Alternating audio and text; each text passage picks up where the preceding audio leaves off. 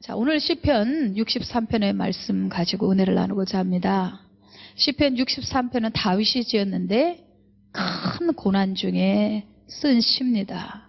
겉으로 볼 때는 막 희락이 넘치고 하나님과의 관계 속에 뭔가 그 깊은 감사가 있는데 사실 그 내면으로 가보면 다윗의 생애 속에 가장 비참한 시기를 보낼 때 지은 시입니다. 자, 오늘 이 본 말씀을 가지고 은혜를 나누기 전에 샬랜드 스쿨 중고등학교 우리 대안학교가 있는데 그 한 학생의 그 고백을 좀 들어보도록 하겠습니다.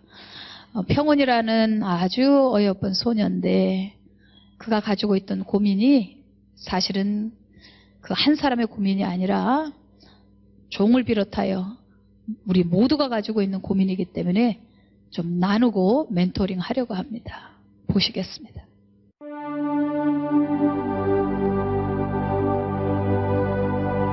오늘 새벽 예배부터 말씀이 이런 주제였잖아요. 근데 저는 되게 와닿지가 않는 거예요. 저는 선교를 갈 생각이 아예 없었어요. 그리고 목사님, 선교사님은 너무 저한테 처음에는 엄청 쉽게 봤어요. 목사님, 선교사님 그 주님을 위해 사는 거니까 당연히 천국 가고 당연히 좋은 거 아닐까. 근데 이 교회 와서 목사님 설교 계속 들으면서 그 자리가 결코 너무 무서운 거예요. 제가 갈 수가 없는 그런 자리인 거예요. 왜냐면 저는 되게 저한테 큰 죄가 있어요.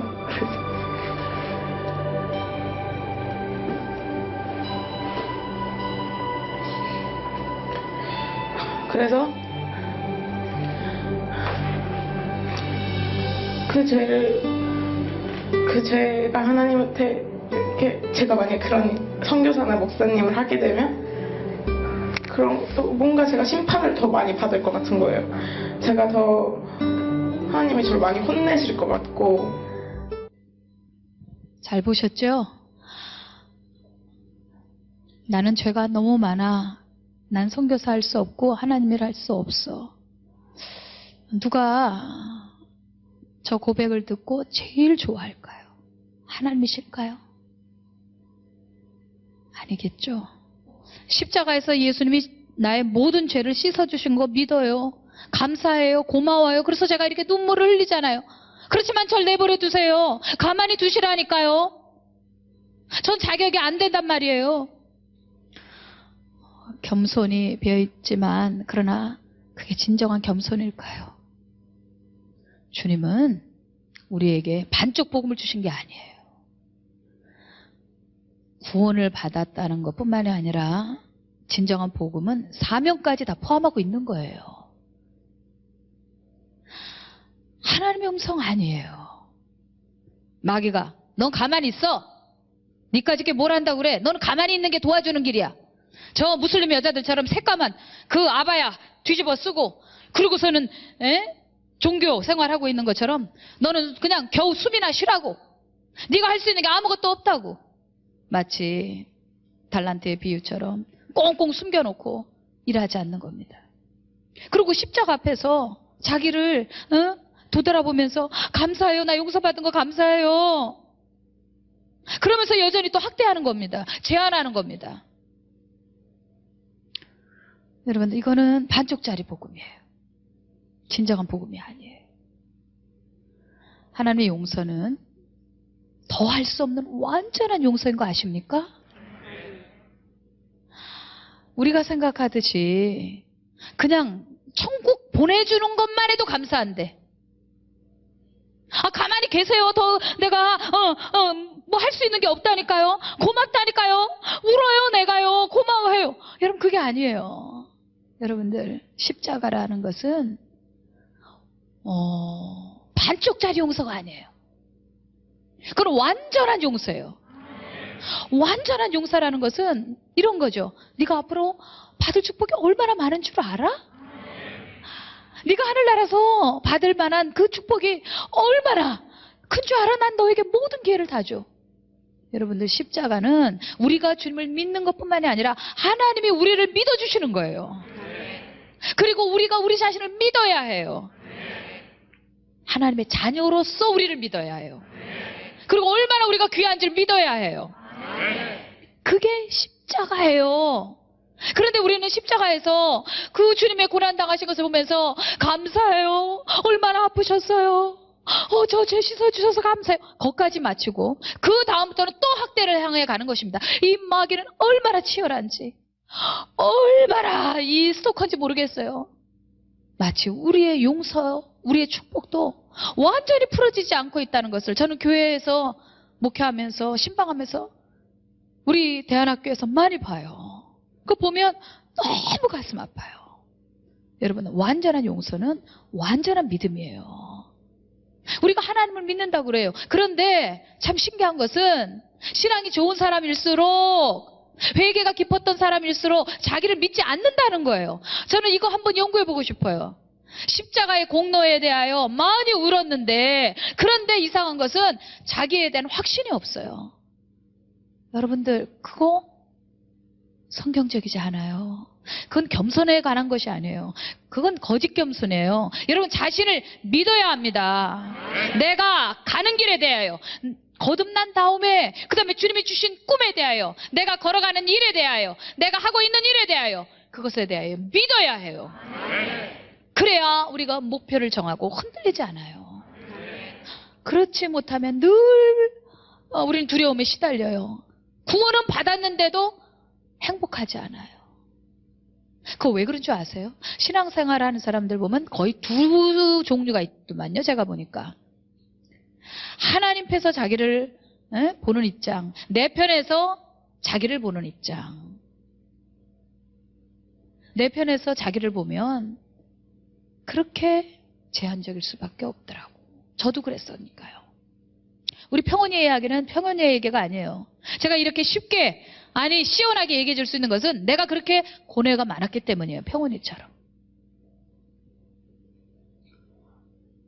여러분, 신앙생활이 뭐냐? 십자가가 뭐냐? 쉽게 말하면 기독교가 뭐냐? 그것은 내가 주님을 위해서 뭘 하지? 그게 아니라 하나님께서 나를 위해서 뭔가를 하실 것이다 하고 잠잠히 기다리는 거예요. 평온이가 말했던 선교, 사명, 그것도 내가 주님을 위해서 뭘 해드릴 거야, 그게 아니에요. 그게 아니라 하나님 앞에서 잠잠히 그분의 은혜를 받고 기다리는 중에 주님이 나를 위해서, 우리를 위해서 뭔가를 주실 것이야, 무언가를 하실 것이야 하고 조용히 고요한 가운데 기다리다가 그것이 나를 위한 것이라는 것을, 선교조차도 나를 위한 것이라는 것을, 여러분이 교회에서 하는 직분도 결국은 하나님을 위해서 내가 헌신이다. 사실 십자가 앞에서 무슨 헌신이란 말이 그거 맞습니까? 생명 주신 분 앞에? 여러분들, 그거 다 하나님이 우리를 위해서 주시는 거예요. 그것을 믿어야 우리가 소진되지 않아요. 왜 우리가 사역을 하면서 그렇게 피곤해하고 어디까진 가다가 갑자기 또 율법주의에 빠지고 또 갔다가 넘어지고 또 다시 올라섰다가 그 사이클을 왜 자꾸 반복한 줄 아세요? 바로 이거예요. 신앙생활을 하나님 편에서 주어진 것 가지고 하는 것인 줄 모르고 내 편에서 무언가를 하나님을 위해서 한다고 생각하기 때문에 신앙생활이 자꾸 이게 롤러코스터 탄 거예요. 그래서 부흥회 때는 실컷 울었다가 또 지나면 학대했다가 또 어느 순간 사명을 감당한다고 저를 보내주소서 이렇게 했다가 어느 순간 나 같은 경우 뭐를 해? 또 이렇게 되는 겁니다. 여러분들, 신앙생활은, 구원은, 축복은, 사명은 전부 나에게서 시작하는 것이 하나도 없고 하나님 편에서 우리에게 다 주시는 거예요. 간단하게 말하면 믿음은 하나님 편에서 나에게 뭔가를 주시는 거고 우리가 그걸 기다리는 거예요. 그것을 배우는 데까지는 시간이 많이 걸려요. 우리 평온이 같은 케이스, 또 저 같은 케이스는 죄가 많다고 느끼기 때문에, 아니 실제로 죄가 많았을 수도 있고 어쩌면 양심이 누구보다도 센서티브해서 어떤 사람은 많이 죄 주고도 나 죄 졌다 어쩔래 배째라 이런 사람도 있는데, 어떤 사람은 작은 것 가지고도 밤새도록 고민하는 사람이 있죠. 뭐 어떤 케이스 간에 우리가 죄를 많이 용서받았어요. 어떤 사람은 적게 용서받았어요. 왜? 크게 죄진 게 없어. 뭐 누구 사기친 것도 없고 도둑질한 것도 없고 그래도 바르게 살으려고 했어요. 자, 예수님 십자가를 둘 다 통과했어요. 그러면 어떻게 되는 겁니까? 덜 지었는 사람, 죄가 많지 않은 사람, 탕감받은 사람은 프런트에 서서 당당하게 선교 일을 할 수 있고 선교사도 될 수 있고 목사도 될 수 있는 거고, 죄가 많은 사람, 다윗처럼 오늘 본문에 있는 말씀처럼 죄가 많은 사람, 이런 사람은 하나님을 못하는 겁니까? 왜? 많이 탕감받았기 때문에? 그렇지 않아요. 십자가 왜 좋냐? 죄를 많이 진 사람이나 적게 진 사람이나 십자가를 통과하면 다 동등한 거예요. 쉽게 지는 거 다 똑같은 거예요. 주님 말씀하시잖아요. 죄가 많은 곳에 은혜가 넘친다고. 오히려 내가 죄를 많이 졌으니까 내가 용서받았다, 열심히 더 하나님께 뭔가를 해드려야지, 그게 아니라는 겁니다. 여러분들, 그게 아니라 여전히 똑같이 주님이 나를 위해서 무언가를 하실 거야. 결국 그 믿음으로 가는 거지. 우리는 자꾸 세상에서 가졌던 종교의 힘을 가지고 교회에서 쓰려고 하니까 지치는 거예요. 일을 감당하면서 지치고 직분 감당하면서 쓰러지는 거예요. 여러분들, 은혜는 그게 아니에요.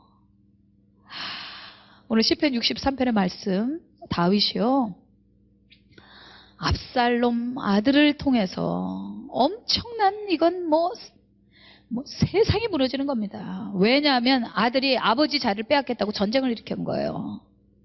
아버지 입장에서는 어떻습니까? 이건 이길 수도 없고 질 수도 없고, 세상에 이런 비극이 어디 있단 말입니까? 다윗은요, 조금 전에 학생 이야기 했던 것처럼 딱 그런 사람이었어요. 자기 입장에서 하나님을 무엇을 해드리지? 예, 그런 사람도 많지 않습니다. 그런데 그런 신앙 칼날을 갖고 있었어요. 그러다 보니까 또 얻은 것도 많고 하나님 축복해 주신 것도 있어요. 그런데 왕이 되었을 때 그가 내가 해서 이만큼 하나님께 해드렸고 축복도 하나님께 이만큼 해드렸던 내가 받은 왕의 자리니까 그것을 누리면서 자만해지다가 결국은 사건이 터진 거예요. 정욕이 들어온 거예요. 교만기가 살살 들어온 거예요. 밧세바 사건이 일어난 거예요.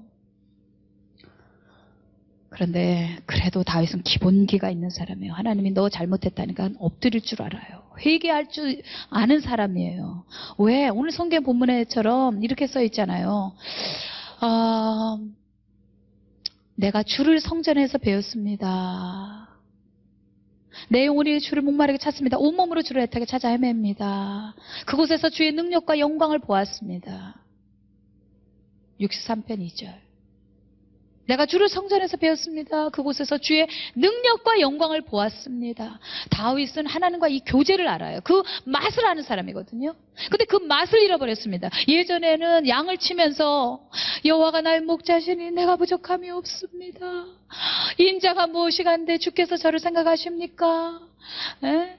밤새도록 수금을 타면서 양을 지킬 때 시로 찬양으로 하나님을 경배형으로 나갔던 사람이에요. 그런데 골리앗 사건으로 하나님이 높여놓으시고 남의 왕자리 사울 왕의 자리까지 뺏어서 그에게 안겨주었을 때 그가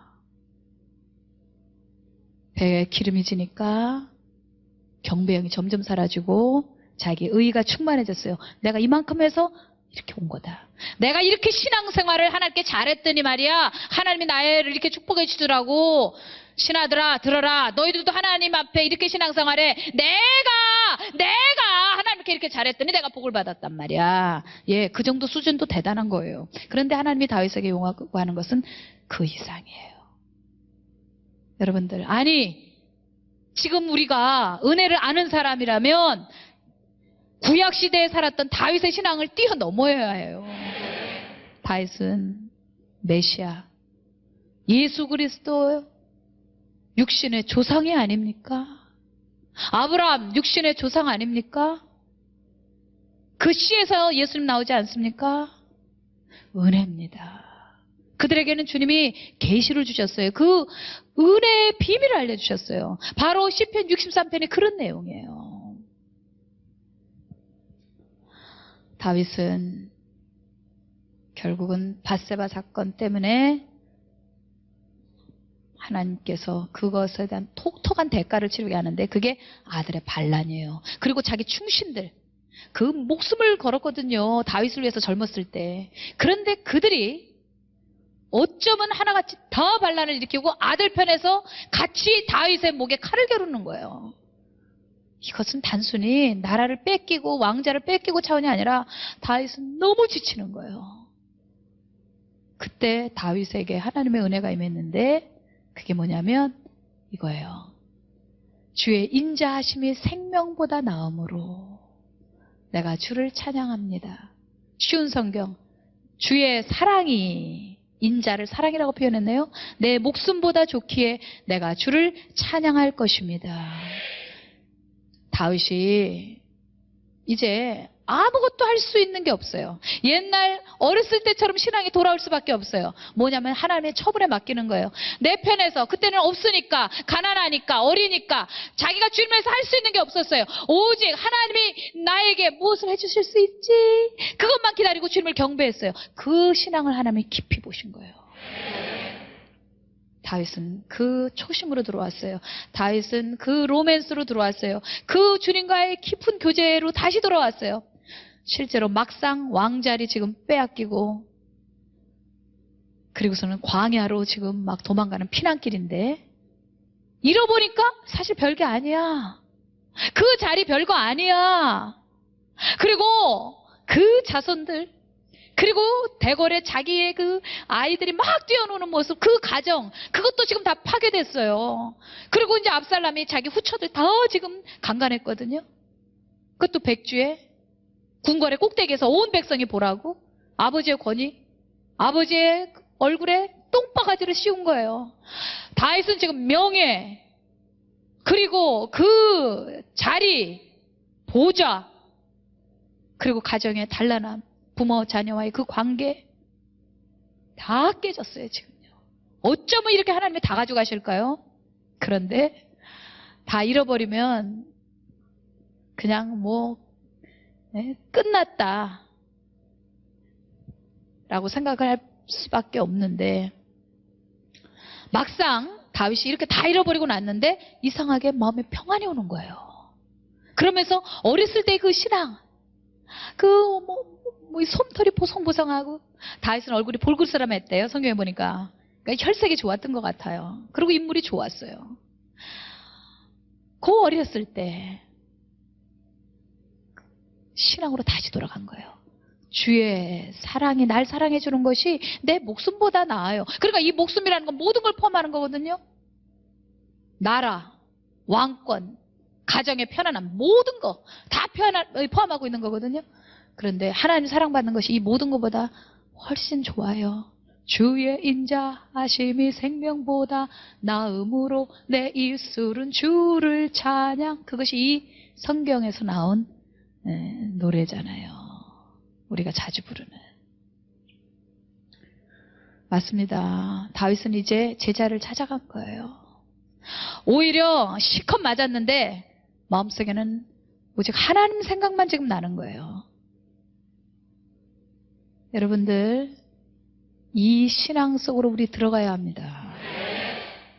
다윗은 지금 브레이크를 밟은 거예요. 브레이크를 밟을 수 있는 용기. 야, 막상 이거 다 끝났더니 모든 게 올스탑 해버렸는데 오히려 속에서 하나님과 뭔가가 다시 그 교제가 회복되는 거예요. 여러분들 지금도 브레이크 꺼진 차 마냥 막 달려가는 사람이 있습니다. 세상에서도 사업을 하면서도 또 네트워킹을 가져야 성공한다 그래서 이 사람 만나고 저 사람 만나고 그것뿐만 아니라 교회에서도 내가 뭔가를 하나님께 해야 해. 나는 하나님 앞에 용서를 받아서 난 뭔가를 해야 해. 그런데 마음에 기쁨이 없는 겁니다. 왠지 아세요? 여러분들 우리의 신앙생활은 은혜에서 은혜로 마감하는 거예요. 하나님이 우리를 위해서 해줄 수 있는 것이 무엇이지? 라고 시작했다면 지금 권사님이 됐든 장로님이 됐든 목사가 됐든 우리는 그 자세에서, 그 은혜의 쉼에서, 그리고 주님과의 교제에서 모든 것을 찾아야 되지, 신앙생활은 그 이상도 그 이하도 아니에요. 사실은 우리가 주님을 위해서 할 수 있다는 그 현신도 좋지요. 주님을 위해서 뭔가를 할 수 있다는 것도 참 아름다운 마음이죠. 그러나 그보다 더 깊은 것이 있어요. 우리가 주님을 위해서 순교한다는 것도, 우리가 주님을 위해서 먼 길을 떠난 것도 사실 자랑할 게 하나도 없어요. 그것 또한 주님이 나를 위해서 뭔가를 하실 거야. 아멘입니까?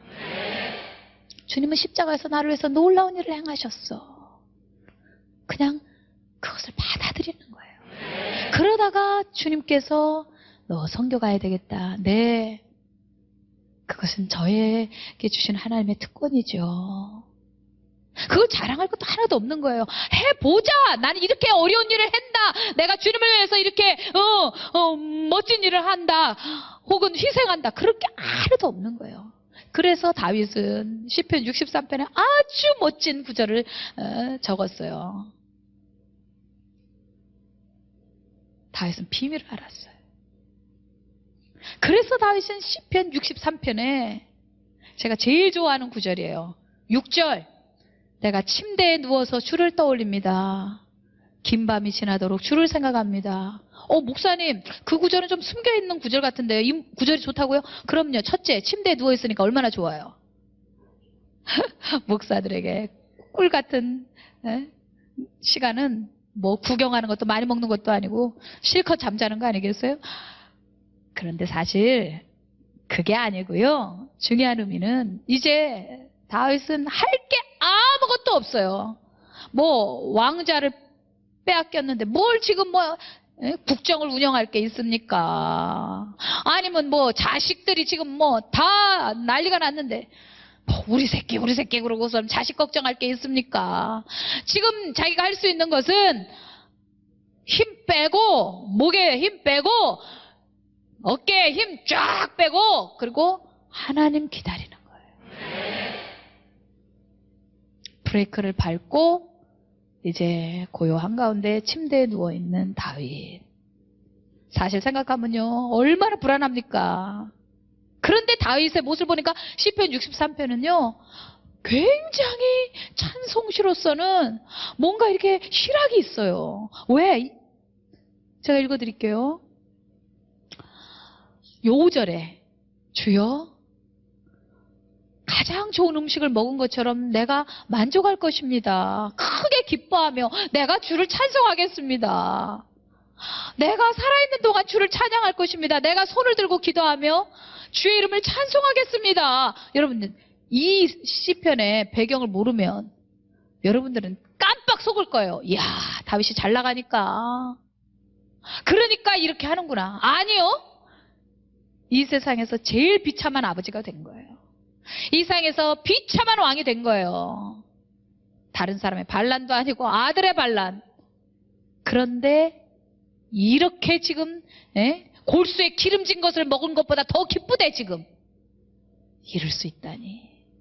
이럴 수 있다니. 이게 바로 우리가 믿는 하나님에게서 오는 그 joy. 막 시끄럽지 않은 그 희락. 내가 막 발버둥 치고 막 몸부림치고 막 이래가면서 하는 그 종교 생활. 그리고 뭔가 주님을 위해서 내가 목사가 되어주고 뭐 선교사가 되고 이런 것이 아니라는 거예요. 오늘 여러분들 신앙생활 자꾸 지쳐가면 바로 여기에 이것이 지금 여러분들에게 있어서 넘어야 될 고비가 아닐까 생각이 듭니다.